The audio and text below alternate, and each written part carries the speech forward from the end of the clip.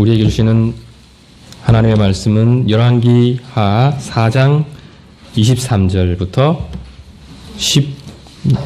14장 23절부터 15장 7절까지 말씀입니다.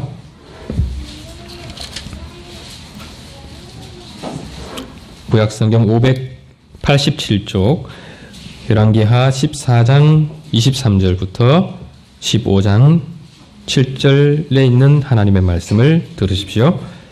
유다왕 요아스의 아들 아마샤 제15년에 이스라엘의 왕 요아스의 아들 여로보암이 사마리아에서 왕이 되어 41년간을 다스렸으며 여호와 보시기에 악을 행하여 이스라엘에게 범죄하게 한 느밧의 아들 여로보암의 모든 죄에서 떠나지 아니하였더라. 이스라엘의 하나님 여호와께서 그의 종 가드 헤벨 아mit대의 아들 선지자 요나를 통하여 하신 말씀과 같이 여로보암이 이스라엘 영토를 회복하되 하맛 어귀에서부터 아라바 바다까지 하였으니 이는 여호와께서 이스라엘의 고난이 심하여 매인자도 없고 노인자도 없고 이스라엘을 도울 자도 없음을 보셨고 여호와께서 또 이스라엘의 이름을 천하에서 없이 하겠다고도 아니하셨으므로 요아스의 아들 여로보암의 손으로 구원하심이었더라. 여로보암의 남은 사적과 모든 행한 일과 쌓은 업적과 다메섹을 회복한 일과 이전에 유다에 속하였던 하맛을 이스라엘에 돌린 일은 이스라엘 왕 역대 지략에 기록되지 아니하였느냐. 여로보암이 그의 조상 이스라엘 왕들과 함께 자고 그의 아들 스가랴가 대신하여 왕이 되니라. 이스라엘 왕 여로보암 제27년에 유다 왕 아마샤의 아들 아샤랴가 왕이 되니 그가 왕이 될 때에 나이가 16세라. 예루살렘에서 52년간 다스리니라. 그의 어머니의 이름은 여골리아라. 예루살렘 사람이더라. 아샤랴가 그의 아버지 아마샤의 모든 행위대로 여호와 보시기에 정직히 행하였으나 오직 산당은 제거하지 아니하였으므로 백성이 여전히 그 산당에서 제사 드리며 분향하였고 여호와께서 왕을 치셨으므로 그가 죽는 날까지 나병 환자가 되어 별궁에 거하고 왕자 요담이 왕궁을 다스리며 그 땅의 백성을 치리하였더라. 아사랴의 남은 사적과 행한 모든 일은 유다 왕 역대 지략에 기록되지 아니하였느냐. 아사랴가 그의 조상들과 함께 잠에 다윗성에 그의 조상들과 함께 장사되고 그의 아들 요담이 대신하여 왕이 되니라. 경배성은 72쪽입니다. 열왕기하 14장 23절에서 29절 말씀은 이스라엘의 왕 요아스의 아들 여로보암 2세에 관한 기록입니다. 그는 북이스라엘에서 가장 오랜 기간인 41년간을 통치한 왕입니다. 그 기간 동안 25절의 기록대로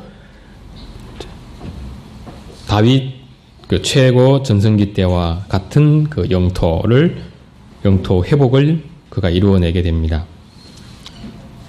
25절을 보겠습니다. 이스라엘의 하나님 여호와께서 그의 종 가드 헤벨 아mit대의 아들 선지자 요나를 통하여 하신 말씀과 같이 여로보암이 이스라엘 영토를 회복하되 하맛 어귀에서부터 아바라 바다까지 하였으니 아라바 바다까지 하였으니 이게 하맛 어귀에서부터 아라바 바다까지. 그래서 하맛은 북이스라엘 그 북쪽 변방이죠. 유프라테스 강 그 아래쪽 정도 되는 것 같습니다. 그리고 아라바는 그 요단 계곡에서 홍해에 이르는 그 홍해의 아카바만이 있습니다. 거기까지 이르는 이제 낮은 지대를 가리키고 바다는 사해바다를 가리키죠. 북쪽에서 여로보암 2세가 다스릴 때 남유다는 요아스의 아들 아마샤가 나라를 다스리고 있었고 15장 1절의 기록대로 여로보암 제27년에 유다 왕 아마샤의 아들 아샤랴 이제 우시야라고 우리가 더 잘 알고 있습니다. 그 우시야가 왕이 되었습니다. 아마샤는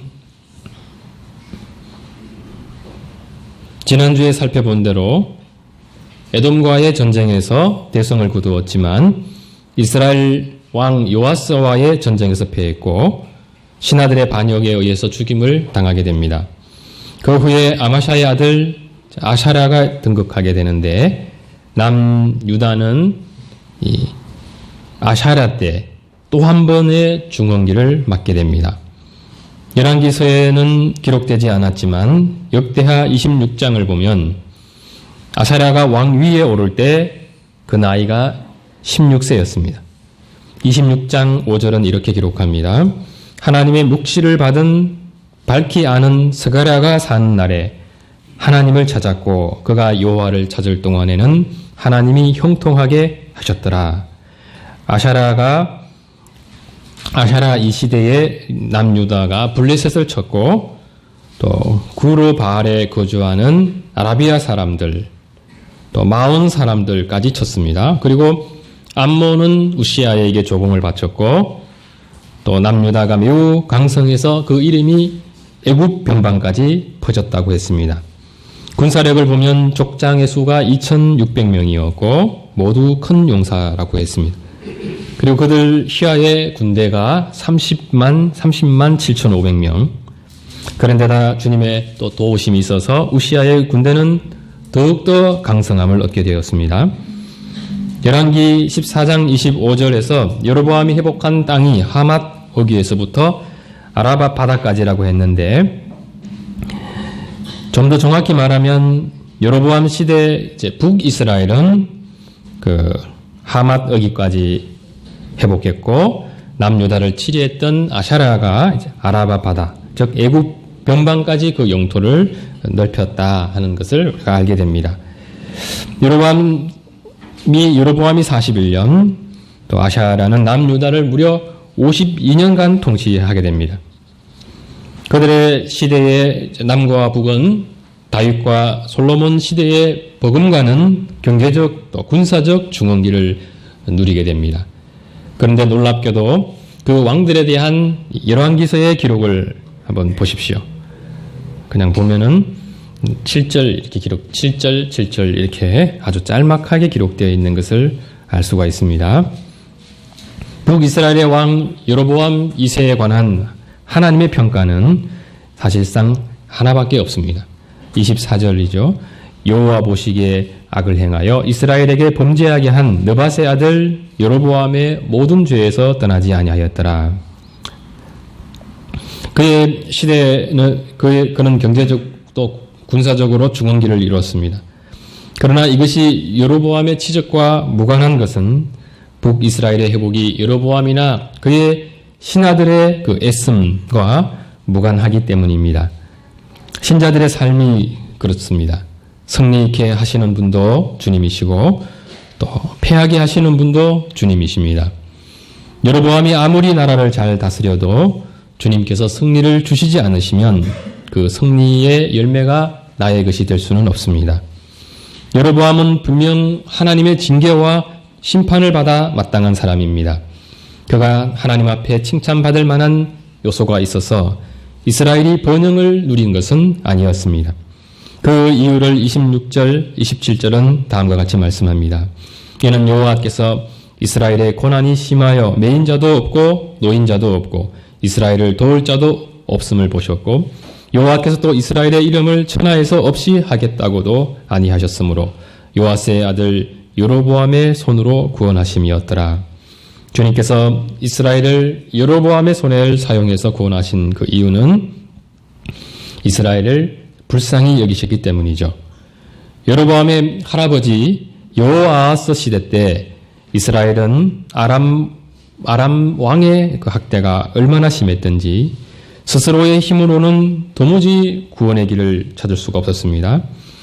아람 왕은 이스라엘을 멸절하여 타작 마당의 티끌과 같이 되게 했고 마병 50명, 병거 10대, 보병 10,000명만 이스라엘의 왕 여호아하스 곁에 두게 했습니다. 아람에 의해 군대가 해산될 정도로 이스라엘은 극심한 굴욕과 고통을 당했습니다. 당시 이스라엘은 이미 스스로 자신을 구원할 능력이 없었습니다. 그때 하나님께서 여호아하스의 아들 요아스의 시대에 이스라엘에게 큰 은혜를 베푸시는데 그 이유를 열왕기하 13장 23절 이렇게 말하죠. 여호와께서 아브라함과 이삭과 야곱과 더불어 세우신 언약 때문에 이스라엘에게 은혜를 베풀며 그들을 불쌍히 이기시며 돌보사 멸하기를 절겨하지 아니하시고 이때까지 자기 앞에서 쫓아내지 아니하셨더라.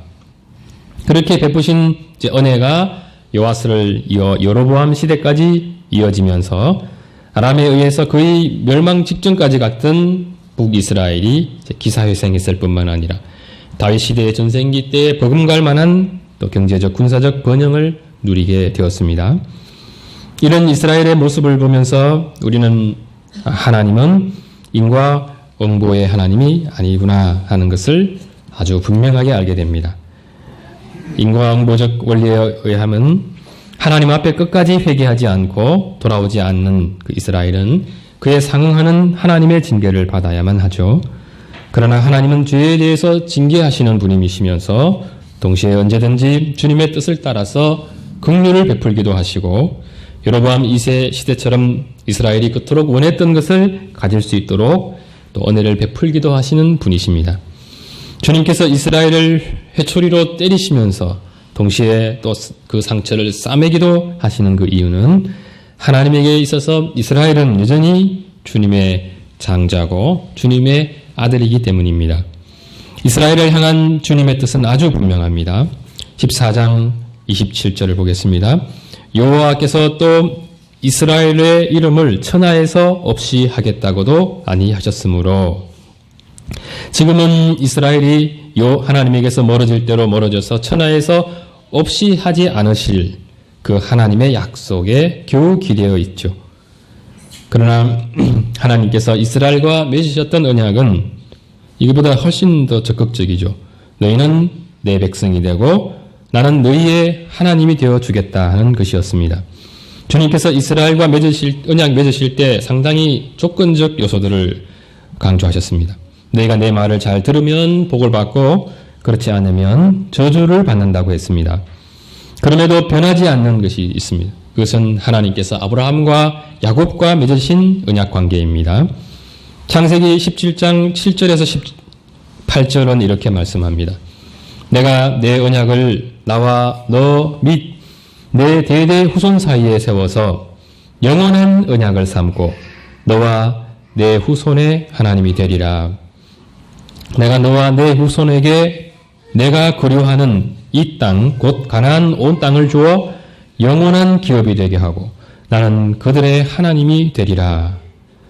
그래서 이 말씀을 보면 하나님의 이 언약이 영원한 언약이고 또 그 기업을 영원한 그 기업으로 주셨다는 것을 알 수 있습니다. 하나님께서 아브라함과 야곱과 언약 맺으신 것은 그들이 언약 당사자로서 어떤 자격 조건을 충족했기 때문이 아니었습니다. 하나님께서 일방적으로 아브라함을 부르셨고 그와 언약을 맺으시면서 아브라함과 그의 후손의 하나님이 되어주겠다고 약속하셨습니다. 이 약속은 영원한 약속이죠. 하나님의 백성 이스라엘의 신앙이 엉망인 상태에서도 결코 폐기되지 않는 주님께서 주님 자신과 맺은 언약입니다. 여로보암 2세 시대 이스라엘의 신앙은 배교에 가까운 그야말로 신앙이 엉망인 그런 신앙생활을 하고 있었습니다. 그럼에도 여전히 변하지 않는 것은 그들이 언약의 백성이라는 점입니다. 언약 백성이 누리는 가장 큰 은혜는 하나님께서 그들을 결코 버리지 않는다는 것에 있습니다. 그들을 지키시고 보존하셔서 결국은 주님을 잘 섬기는 백성들로 인도해 가신다는 점입니다.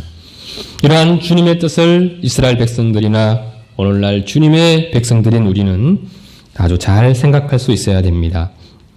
어떤 분들은 결코 버리지 않고 지켜주시는 그 하나님에 대해 생각하면서 우리를 주님의 백성답게 훈련해 가시는 그 하나님에 대해서 간과하는 분들이 있습니다. 또 반대의 경우도 있죠. 복을 주시고 징계하시는 하나님에 대해서 생각하지만 결코 버리지 않으시는 그 하나님에 대해서 생각하지 않는 분들이 있습니다. 이들은 이전에 받은 구원도 신앙생활을 잘못하면 취소될 수 있으리라 생각하면서 구원에 대한 확신 속에 살아가지 못하는 분들이죠. 우리는 두 경우 모두를 경계할 수 있어야 합니다. 구원이 또 따놓은 당상이라고 해서 이제 내 마음대로 살려고 하는 그 어리석음에 빠져서도 안 됩니다. 주님은 주님의 자녀들을 버리지 않고 지키시는 분이시면서 동시에 거룩한 하나님의 백성다운 사람들이 되도록 끊임없이 훈련해 가시는 분이십니다. 그래서 당시 이스라엘 백성들이 느꼈던 그 하나님의 복과 하나님의 저주를 오늘날 하나님의 백성들도 다르지 않게 느껴가게 되는데, 사실 신자들이 주님으로부터 받게 될 이 복과 징계는 하나님께서 신자들에게 베푸시는 은혜의 동전 앞뒷면과 같습니다. 복 주시는 것도 은혜고 또 징계를 내리는 것도 하나님께서 자녀들에게 베푸시는 큰 은혜죠. 그 은혜의 목적은 신자들이 하나님을 잘 믿고 또 주님의 뜻에 잘 순종하는 사람들이 되도록 하는 데 있습니다. 그 목적에 따라서 주님은 때때로 신앙생활을 잘하는 신자들 스스로는 이게 하나님의 징계다 이렇게 느끼는 그런 그 고난과 고통으로 인도하기도 하시고, 신앙생활을 잘 하는데도 이제 그렇게 느끼는 거죠. 또 신앙생활이 엉망인 신자들조차 내가 하나님으로부터 많은 복을 받는다고 느낄 만한 만사가 형통한 길로 인도하시기도 하십니다.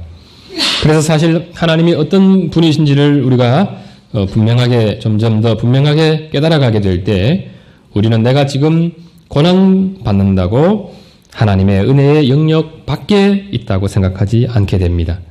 또 반대로 내가 지금 많은 부요함을 누리고 세상 사람들조차 부러워할 만한 복을 누린다고 하여 하나님 앞에서의 내 삶이 이 정도면 족한가 보다 그렇게 생각하지도 않게 됩니다. 주님은 이스라엘 백성이나 우리에게 때때로 많은 것, 감당하기 힘겨운 것을 요구하시는 것 같지만 실상은 그렇지 않습니다. 많은 것을 요구하는 것은 대개 우리 자신이나 타인이고 주님은 우리의 체질과 연약함을 아주 정확히 아시는 분이십니다. 우리는 우리 자신에게조차 인색할 때가 많죠. 그러나 주님은 그렇지 않습니다. 주께서 우리에게 베푸시는 은혜는 언제나 넘치는 것이고 또 요구하는 것은 아주 작은 것들입니다. 그 요구조차 주님 자신을 위한 것이 또 없습니다. 타인에 대한 우리의 요구는 대체로 나 자신의 유익 때문이지 않습니까? 그러나 주님께서 우리에게 원하시는 순종은 순종하는 그 당사자인 우리 자신에게 전적으로 유익합니다. 그래서 때때로 우리가 왜 주님께서 나에게 하면서 불평하는 것들 있습니다. 이런 것들을 하나님 앞에서 잘 돌아보게 되면 그 불평이 하나님 앞에 정당하게 드려질 만한 것이 못 된다는 것을 알게 됩니다. 우리는 종종 주님을 탓하게 되는데 사실 주님께서 신자들의 삶에 베푸시는 은혜는 완전한 은혜입니다. 완전한 사랑이고 완전한 긍휼 속에서 우리에게 주어지는 것들입니다. 그나마 우리 자신들이 이 정도 살아가는 것은 하나님께서 은혜를 지속적으로 베풀고 계시기 때문이죠. 고통을 받을 때는 지금 당장 겪는 고통에서 벗어나는 것이 하나님을 잘 믿는 신앙보다 더 중요하게 느껴질 수 있습니다. 때로는 하나님을 잘 믿고 믿지 않는 것조차 조건적으로 생각할 수 있습니다. 주님께서 복을 주시면 잘 믿을 것이고 그렇지 않으면 믿음도 버릴 수 있다고 생각하는 것입니다. 지금 저주를 받아 죽을 지경인데 주님을 잘 믿고 잘 믿지 않고가 뭐가 대수겠느냐 이렇게 생각하는 거죠. 그러나 어떻습니까? 북이스라엘이나 우리가 잘 알아야 하는 것은 하나님을 믿는 신앙이 가장 중요하다는 사실입니다. 고통에서 벗어나는 것보다 더 시급한 것은 불신앙에서 벗어나는 것입니다. 그 어떤 순간에도 끝까지 버리지 말아야 할 것이 바로 신앙이죠. 그 이유가 무엇이겠습니까? 신자들은 신앙을 잃는 순간에 주님을 잃게 되고 또 주님을 잃게 되면 모든 것을 잃게 되기 때문입니다. 우리가 이 사실을 좀 더 깊이 이해하게 되면 왜 주님께서 이스라엘 백성들에게 복을 주시기도 하시고 때로는 징계하시는지 이해하게 됩니다. 우리의 관심은 복과 심판에 있지만 주님의 관심은 언제나 신앙에 있습니다. 이스라엘 백성들의 마음이 주님에게서 떠나지 않는 그것에 있는 것이죠. 그것을 위해서라면 주님은 이스라엘을 아람에 의해 멸망 직전까지 몰아가실 수도 있습니다. 그러면서 당하는 고통이 신앙에서 떠나 하나님을 잃으면서 당하는 고통보다는 그래도 작은 고통이기 때문입니다. 이와 반대로 주님은 또 신앙이 엉망인 이스라엘이 감당할 수 없는 그 은혜와 복을 주실 수도 있는 분이시죠. 그래봤자 그들이 누리는 복이라는 것이 하나님을 잘 믿음으로 하나님을 소유하는 그 복에는 여전히 미치지 못하기 때문입니다.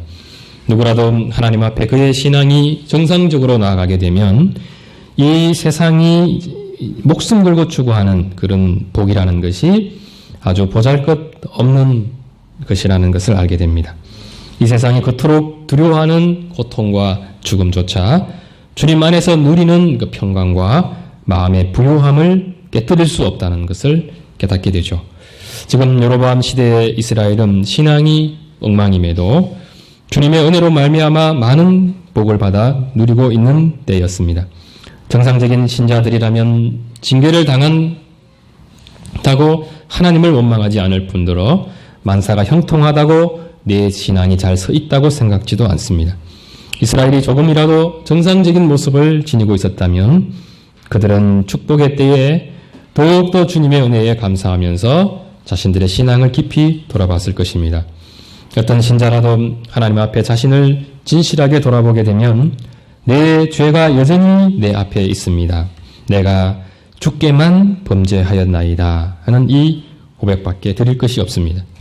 그럼에도 불구하고 징계하지 않으시고 베푸시는 그 긍휼로 인해서 신자들은 더욱더 주님 앞에서 깊이 회개할 수밖에 없습니다. 주님의 은혜와 사랑을 많이 깨달으면 깨달을수록 우리는 언제나 더 많이 회개할 수밖에 없기 때문이죠. 그런데 여로보암 2세 시대의 이스라엘의 영적 실상이 어떻습니까? 본문에는 여로보암이 이전의 이스라엘 왕들과 같이 느밧의 아들 여로보암의 죄에서 떠나지 않았다. 이 정도 기록만 남아 있습니다. 그러나 이처럼 주님으로부터 큰 은혜를 받았는데도 불구하고 그들이 영적으로 얼마나 하나님에게서 멀어져 갔는지 그 영적 실상은 아모스와 호세아 선지자에 의해 잘 기록되어 남아 있습니다. 워낙에 여러분 보암 2세에 관한 기록이 짧게 기록되어져서 열왕기서로는 선지자들의 활약을 엿볼 수가 없습니다. 그러나 우리는 그 시대에 요나와 또 아모스, 호세아 선지자가 활동했다는 것을 알 수 있습니다. 그리고 특별히 아모스 선지자가 남긴 그 예언의 말씀들을 보면 그 당시 북이스라엘 백성들이 하나님에게서 얼마나 멀어져 갔는지가 아주 자세히 기술되어 있습니다. 아모스 2장 6절에서 8절 말씀을 같이 한번 찾아보겠습니다. 구약 성경 1276쪽입니다. 1276쪽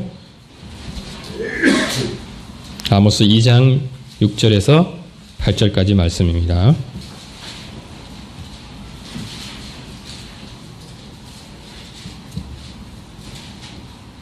제가 읽겠습니다. 여호와께서 이와 같이 말씀하시되 이스라엘의 서너 가지 죄로 말미암아 내가 그 벌을 돌이키지 아니하리니 이는 그들이 은을 받고 의인을 팔며 신 한 켤레를 받고 가난한 자를 팔며 힘 없는 자의 머리를 티끌 먼지 속에 발로 밟고 연약한 자의 길을 굽게 하며 아버지와 아들이 한 젊은 여인에게 다녀서 내 거룩한 이름을 더럽히며 모든 제단 옆에서 정당 잡은 옷 위에 누우며 그들의 신전에서 벌금으로 얻은 그 포도주를 마심이니라. 그래서 서너 가지 죄 하면 몇 가지 안 되는 것 같지만 사실은 이스라엘이 하나님 앞에 그 죄악이 점점 더 가중되면서 이제 극단적으로 나타나게 된 그 죄의 실상 몇 가지만 지금 말씀하고 있는 거죠. 그래서 그들이 은을 받고 이제 의인을 팔며 은을 받고 의인을 팔며 그리고 연약한 자의 길을 굽게 하며, 연약한 자의 길을 굽게 하며, 그러니까 뇌물을 받고 공정한 재판을 하지 않았다는 거죠. 그래서 그로 인해서 의인이 팔려가는, 또 가난한 자가 팔려가는, 또 힘없는 자의 머리를 티끌 먼지 속에 발로 밟고 해서 그 당시에 가진 자들의 그 탐욕스러움이 얼마나 대단했는가를 잘 보여주고 있고, 아버지와 아들이 한 젊은 여인에게 다녔다고 했습니다. 다녔다는 말은 이제 현재 미완료 시제로 기록되어 있는데, 지금까지도 이런 죄가 지속되고 있다는 것을 보여주고 있는데, 아버지와 아들이 한 젊은 여인에게 여인을 범하는 것을 레위기 18장에 보면은 하나님께서 금하고 이 죄는 사형에 처하도록 했습니다. 창기를 그렇게 해도 안 된다고 했고, 또 신전의 이야기가 뒤에 나오는데, 만약에 이것이 신전에 있는 또 여자들에 대한 성범죄라고 한다면 그 죄는 또 더 심각하게 될 것입니다. 그래서 그 당시 이런 일들이 계속 지속되고 있었다 했습니다. 또 벌금으로 얻은 포도주, 하나님의 신전에서 이 포도주를 먹고 마시고 또 취하는 그 일들, 그런 모습들이 이스라엘 지도부에서 이렇게 나타나고 있었던 거죠. 이런 이스라엘을 향해 주님께서 아모스 선지자들을 통해 들려주셨던 말씀이 아모스 5장 24절 말씀입니다.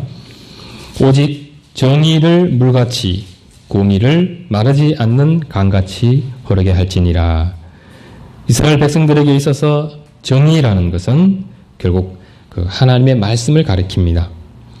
그들의 삶에 정의가 무너졌다는 것은 결국 그들의 삶에 하나님의 말씀이 더 이상 그 삶의 원리로 작동하지 않고 있는 것을 보여줍니다. 아모스 4장에 보면 하나님께서 하나님께로 돌아오지 않는 이스라엘을 그동안 어떻게 대했는지가 자세히 기술되어 있습니다. 주님은 이스라엘을 복주기도 하셨고 때로는 징계하기도 하셨습니다. 이렇게도 해보셨고 저렇게도 해보신 거죠. 그런데도 이스라엘은 하나님께로 돌아가지 않았습니다. 이러한 말씀을 통해서 과거 이스라엘이 당한 비참함뿐만 아니라 지금 여로보암 시대에 누리는 부요함도 결국은 이스라엘을 하나님께로 돌이키기 위한 그 수단이었다는 것을 분명히 말씀해주고 있는 거죠. 그런데 그 어떤 방법을 써도 너희 이스라엘은 내게로 돌아오지 않더라는 것입니다. 그러면서 아모스 선지자를 통해 이스라엘에게 들려주셨던 말씀이 5장 2절 말씀입니다. 처녀 이스라엘이 엎드러졌으며 다시 일어나지 못하리로다. 자기 땅에 던지우며 일으킬 자 없으리로다. 앞으로 그들이 받게 될 심판이 이제 얼마나 준엄하고 또 확정적인지를 말씀하시는 부분이죠. 그런 주님께서 여전히 이스라엘 백성들에게 들려주시는 또 다른 말씀이 5장 4절과 6절입니다. 여호와께서 이스라엘 족속에게 이와 같이 말씀하시기를 너희는 나를 찾으라 그리하면 살리라. 또 6절에 이렇게 말하죠. 너희는 여호와를 찾으라 그리하면 살리라. 이스라엘을 향한 이 소망을 끝까지 버리지 않으시는 그 하나님의 결코 포기하지 않는 그 사랑을 생각해 보면 그런 사랑을 외면하고 주님께 등을 돌리며 살아가는 그 이스라엘의 죄악이 얼마나 큰지가 아주 잘 드러나고 있는 것 같습니다.